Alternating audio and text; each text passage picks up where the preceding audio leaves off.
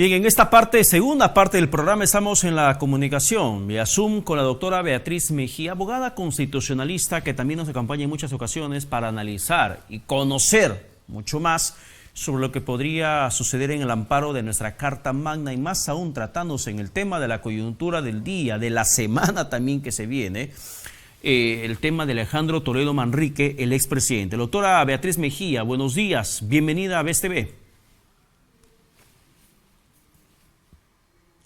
Doctora Mejía, si podríamos activar el micrófono de la comunicación, por favor, si tienen estos momentos para poder activarlo y de esta forma poder conversar y escuchar su opinión sobre lo que vamos a saber desde la óptica de la Constitución, qué es lo que puede o no puede alcanzar como beneficio constitucional a un expresidente como Alejandro Toledo. Ahora sí, doctora Mejía, le estamos escuchando perfectamente para poder seguir con esta conversación. Bienvenido una vez más a BESTV. Estoy con sí. El micro. Sí, le estamos escuchando en estos momentos. Ahora sí le escuchamos. ¿Aló? Le escuchamos en estos ¿Aló? momentos. ¿Me escuchan? A ver, si en interno, por favor, podríamos superar este impasse técnico para poder conversar con la abogada constitucionalista Beatriz Mejía. El día de hoy vamos a hacer un recuento de lo que va a pasar dentro de este proceso en torno al expresidente Alejandro Toledo. Es que se va a desarrollar un tema de control de identidad y luego será puesto a disposición del INPE, que va a determinar a través de una junta calificadora, una junta evaluadora, a qué penal exactamente tendría que ser derivado el exmandatario. Y eso es un procedimiento regular, en realidad con cualquier otro preso, con cualquier prófugo, cualquier persona con requisitoria, que luego es intervenida por la policía, o alguien que termina determinándose su prisión preventiva. El control de identidad, el INPE determina posteriormente a qué penal termina siendo derivado.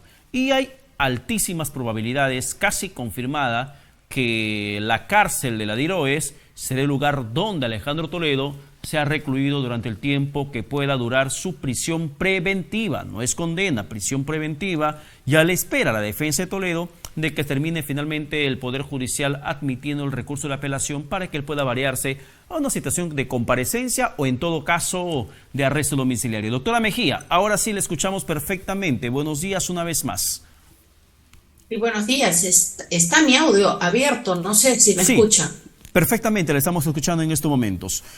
Dígame, por favor, la Constitución, ¿hasta qué punto, hasta qué extremo ampara a un expresidente en la condición de Toledo que enfrenta una investigación fiscal? Bueno, ya la inmunidad del señor Toledo venció 6 meses después que dejó el cargo de presidente de la República, ¿no? Y la investigación tiene, imagínense, él dejó el gobierno en el año 2006 y ya esto tiene ¿cuántos años de investigación? Porque son más de 14 años de investigación que tiene este caso de Interoceánica, de Coteva, y más bien lo que él reclama es tener una detención domiciliaria, ¿no? Yo no creo que se justifique una detención domiciliaria. Lo que él está rechazando, como rechazan sus abogados, es la detención preventiva. Porque si en algo sí le puedo dar la razón a Alejandro Toledo es que en tantos años no hay una formalización de denuncia ante el Poder Judicial. O sea, todo esto es una investigación fiscal. Mire, a mí me han citado en la Fiscalía para declarar como testigo porque yo he asesorado al excontralor Genaro Matute precisamente en estos temas, ad honorem.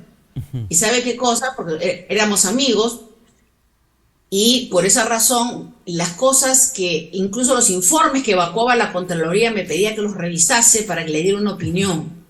Después que le daba la opinión ya sabía lo que tenía que hacer. Entonces, por esta razón, le digo, conozco bastante el caso.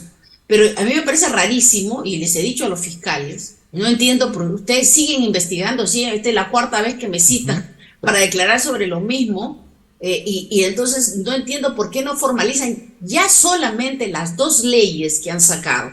Primero, la ley que se fabricaron cuando estaba Alejandro Toledo de presidente y Pedro Pablo Kuczynski de primer ministro y presidente de Proinversión, y sacan una ley para exonerar a Odebrecht de las normas de la ley de contrataciones y adquisiciones del Estado. En otras palabras, para tirarle un portazo en la cara a la Contraloría que había dicho que no se podía contratar con Odebrecht porque tenía 2 juicios pendientes con el Estado, nada menos que por incumplimiento de contratos.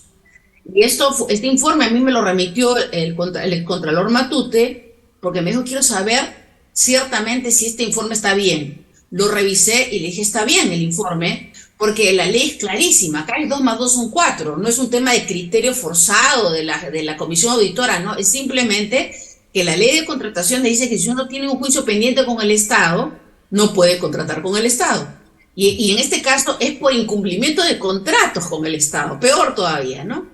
Y ahí se argumentó, recuerdo que me comentó que Cecilia Blume le había dicho, Cecilia Blume era, digamos, la asistente secretaria general que trabajaba con Kuczynski, y le había dicho que no, que cuando se presenta como postor a Odebrecht, estos procesos judiciales no habían sido notificados todavía, y que estos procesos no han sido notificados, y no era verdad porque ya había hasta contestado las demandas Odebrecht. El asunto es que fabricaron un informe jurídico para permitir la contratación de Odebrecht, pero para asegurarse más todavía, sacaron esta ley. Y fue una cosa increíble, porque la ley exonera por completo todos los proyectos que ellos habían declarado de alta prioridad. El asunto está en que hicieron lo que quisieron, y solamente con esa ley yo podría formular acusación al Poder Judicial siendo fiscal. Además de eso, hay múltiples pruebas de todo lo que hicieron, de la gravísima corrupción, pero como el señor Kuczynski se ha ido a su casa por su edad y porque teóricamente tiene una enfermedad del corazón, que la tienen miles de personas en los penales, como en este caso el señor Toledo, que de estar bailando en las discotecas ahora está reclamando un grave estado de salud y detención domiciliaria, ¿no? Bueno, yo creo que esto va a ser a criterio de los jueces, del juez sobre todo, que tiene que determinar esto, pero sí le doy la razón en algo al señor Toledo, que cómo es posible, ¿no es cierto?, que hasta el momento no se le haya formalizado acusación ante el Poder Judicial y se le detenga de modo preventivo. O sea, el uso de la detención preventiva se puso en el Código Procesal Penal para las organizaciones criminales peligrosas. O sea, esos que los deja sueltos y van a seguir matando gente o van a seguir quemando cosas, ¿vale? Para eso fue creado, ¿no? Gente peligrosa que tú la tienes que meter a la cárcel porque si no va a seguir haciendo barbaridades. Esto de que va a evadir la acción de la justicia no es un elemento como para dictar una detención preventiva, porque en esto sí es una especulación que hacen los jueces y mandan a la cárcel a todo el mundo. En este caso, me parece rarísimo que no haya una formalización de denuncia ante el Poder Judicial.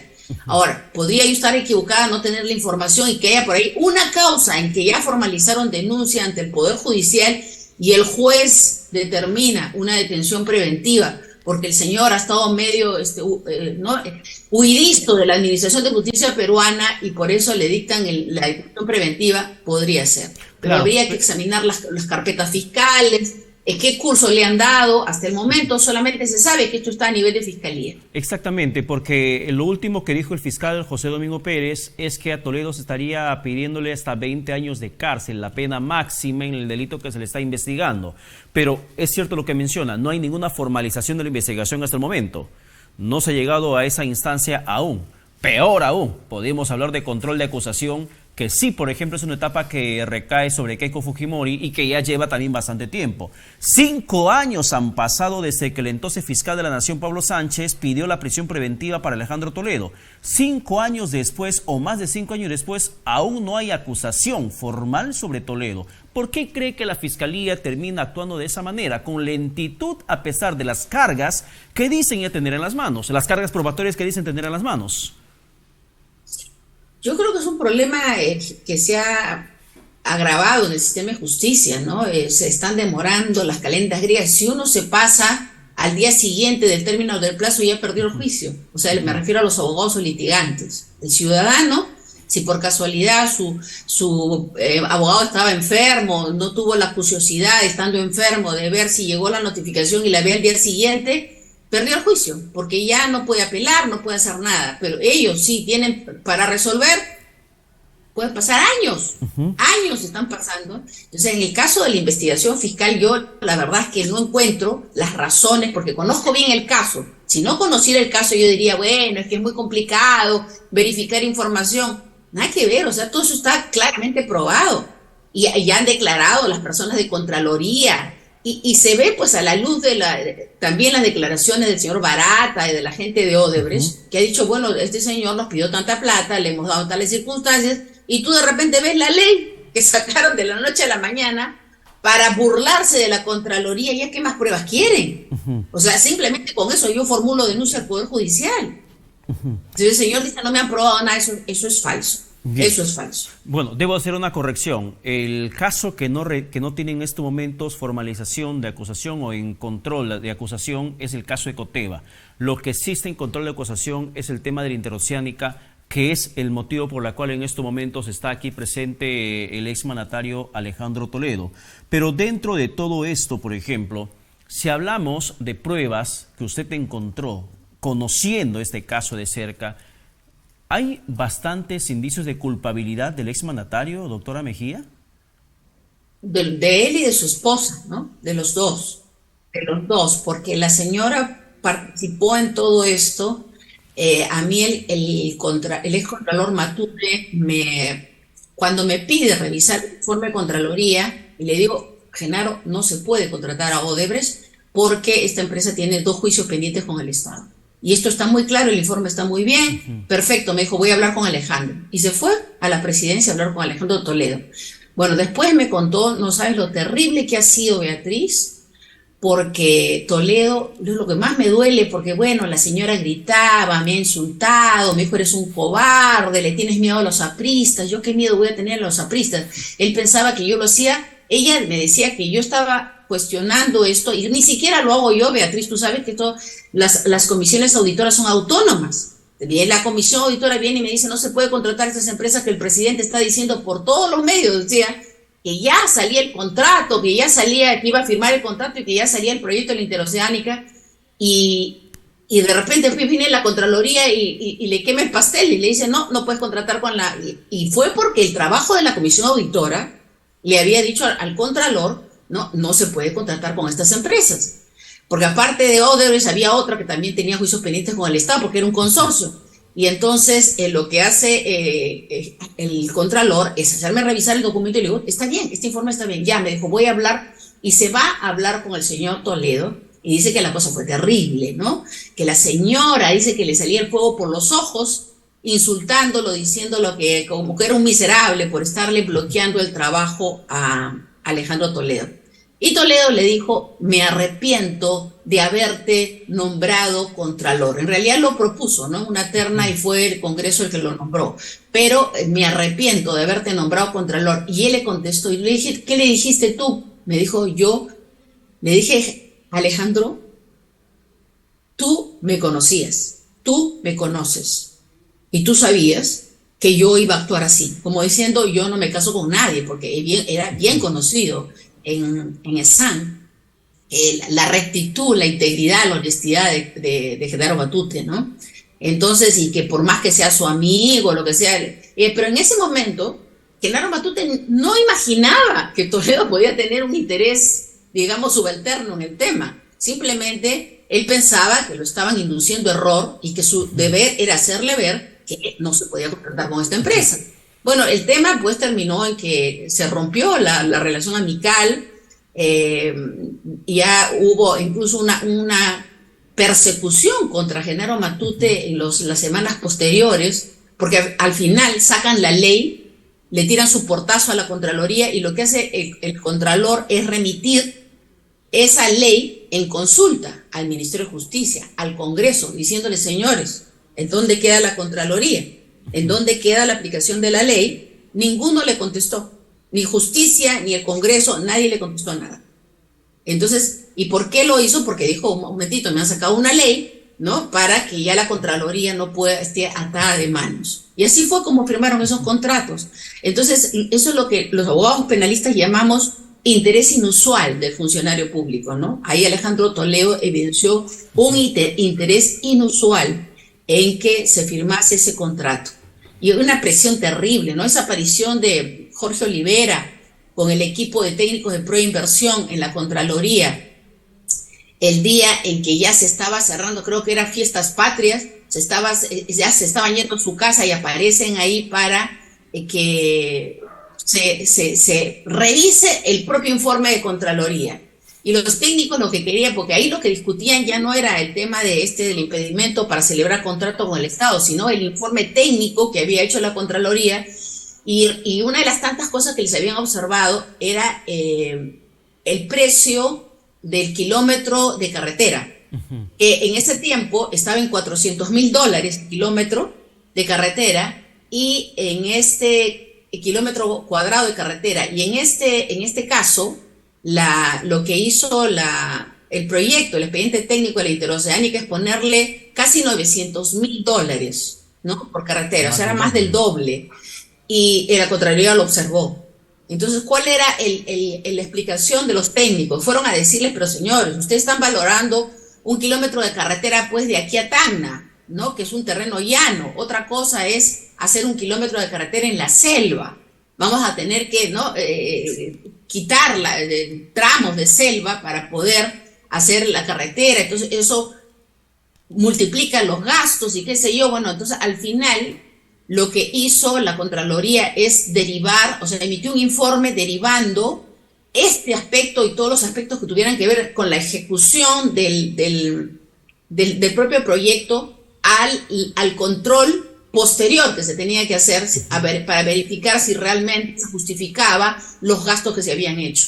Cosa que ya después no se sabe si se hizo o no se hizo. ¿Por qué razón? Porque ya salió el Contralor cumplió sus 7 años y se retiró de la Contraloría, y después el siguiente Contralor parece que no lo sé, de repente hubo una acción de control posterior a esto, y el tema es que toda esta preocupación, esta presión que hubo para celebrar ese contrato, tenía una traducción, pues el interés superior que tenían pero Pablo Kuczynski y Alejandro Toledo. Qué increíble que usted nos esté contando en estos momentos lo que es el génesis del problema que ahora empujó a Alejandro Toledo a la condición que va a tener que enfrentar desde la cárcel. Bueno, y estuvo en prisión en Estados Unidos. Ella sabe lo que es comerse cana y ahora tendrá que hacerlo en su propio país. Pero está clamando porque le den arresto domiciliario, porque pide que no lo dejen morir en prisión, cuando eso pudo haber evitado si tan solo hacía caso a la recomendación del informe de Contraloría del ex Contralor Genaro Matute, cuando le advertía de las irregularidades que iba a enfrentar y que ahora está enfrentando, sumado al tema de la coima que le habría pedido según delación de Jorge Barata y corroboración de Joseph Maiman. Así es. Bueno, en realidad todo esto es muy lastimoso porque al Contralor Matute lo persiguieron al punto que ¿cómo lo habrían seguido? Pero como este hombre era tan prístino, tan honesto, no le encontraban absolutamente nada, entonces le inventaron un caso de corrupción porque su esposa se fue en el carro del Contralor a Ica. ¿Qué fue lo que pasó? Yo tuve que defenderlos a los dos, también a Donor en este caso, y me dio vergüenza, que le dije al fiscal, ¿usted no les da vergüenza estar haciendo un caso de una cosa que es claramente improcedente? Empezando que los altos dignatarios tienen derecho a usar movilidad y su familia de primer grado, como la esposa, los hijos menores de edad también. O sea, tienen el cuidado de la institucionalidad pública. Y ellos estaban yendo a Ica, pero lo llamaron de presidencia. Entonces, lo que pasó fue que él le dice a su esposa que sigue en el carro del Contralor y que él se regresa con los de seguridad, con la gente de seguridad, en la camioneta de la gente de seguridad, se regresa a Lima y la señora terminó. ¿Por qué era el apuro que la señora se fuera? Porque tiene una cita con unas señoras de Pisco por social, porque era casi inmediatamente después del terremoto de Chincha, Pisco, Ica, que sucede esto. Entonces ella se sigue adelante para encontrarse con la señora y él se regresa y después él le vuelve a dar el alcance en Ica. Entonces, pero le arma una carpeta fiscal a Genaro Matute por esto. Y para eso sale, pues, no recuerdo el canal de televisión, que le sacan una cosa espeluznante, como que era el gran corrupto de los siglos, porque la esposa había usado el carro del contralor. De locos. O sea, realmente a mí me da mucha pena. Lo que quería en ese momento Alejandro Toledo era bajarse, denigrando injustamente, arbitrariamente y del modo más injustificable la imagen del señor Genaro Matute, ¿no? Doctora Por esa Mejía, razón que no, en este momento a mí me da pena, a mí no me hace gracia que ninguna persona se vaya a la cárcel, todo lo contrario, ¿no?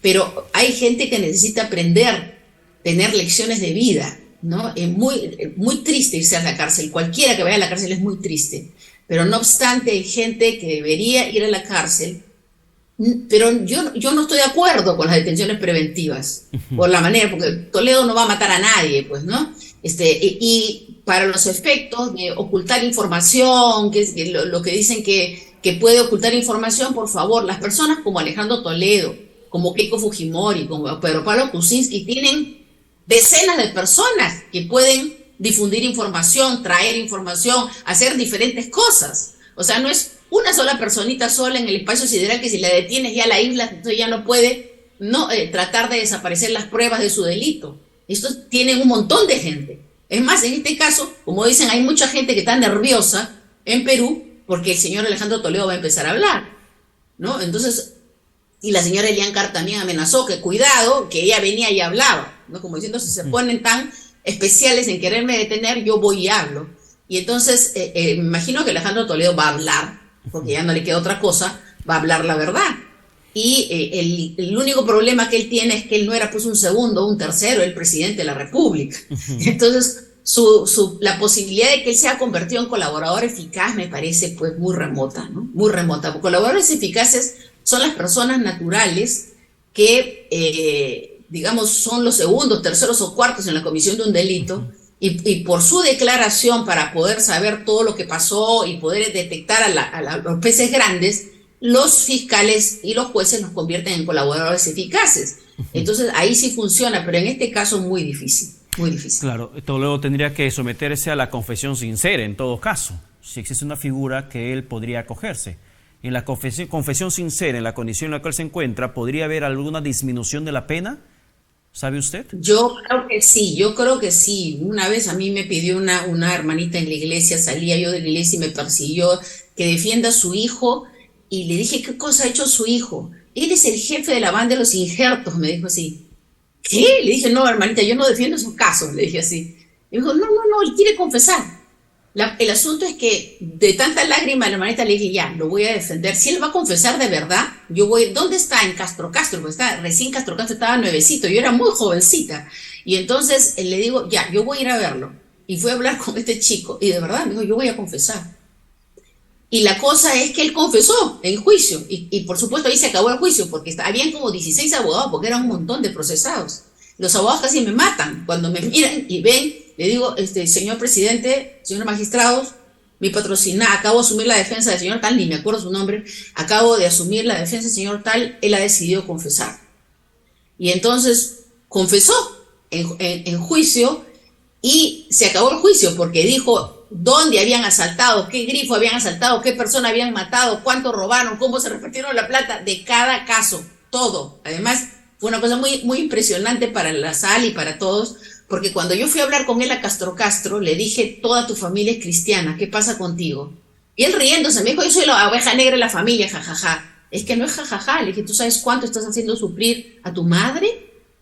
Tu madre con lágrimas me ha pedido que te defienda. Y ahí lo que hice fue predicarle el evangelio. Terminó entregándose a Cristo. El día de la audiencia se presentó con su Biblia. Yo dije, te estáis haciendo un show. No era show, estaba totalmente transformado. Dijo con su Biblia, señor presidente, sí, cuando le pregunto, ¿usted va a confesar? Sí, señor, yo ahora soy cristiano y voy a declarar toda la verdad. Yo dije, de repente, pues va a inventarse una historia. No, contó todo con lujo de detalles. Los abogados estaban ya en shock. Todos los abogados, porque se les cayó la defensa. Dijo toda la verdad de todo lo que habían hecho. Y yo dije, gracias Dios mío, porque tú transformas a las personas. Y le digo, ¿y qué hizo el tribunal? Le bajó la pena por debajo del mínimo legal. Es lo que quería, porque tenían 3 juicios ya quebrados, porque faltaba gente y se quebraba los juicios en esa época. Entonces, ahora En ese momento le pusieron una pena por debajo del mínimo legal. Y creo que porque ya tenía 4 años y medio en la cárcel, así también en una detención preventiva. Y terminó saliendo. Pero en ese caso sí se justificaba, ¿te das cuenta? Porque era gente que mataba por robar. Entonces ahí se justifica una detención preventiva.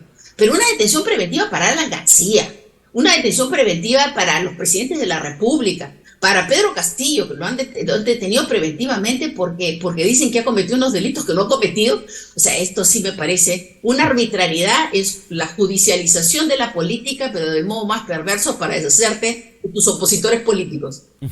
Bien, doctora Mejía, muchísimas gracias por sus aportes legales a este tema que sin duda alguna sigue generando controversia y nos sigue manteniendo en vilo a los peruanos para saber qué va a pasar con los exmandatarios. Muchísimas gracias, que tenga buen día, buen domingo.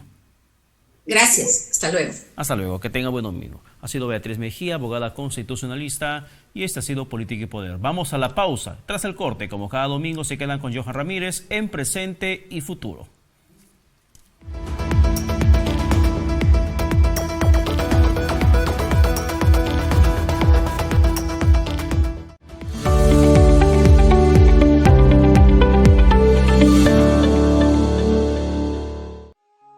Estimado cliente, recuerde que los únicos bancos autorizados para realizar sus pagos son los siguientes: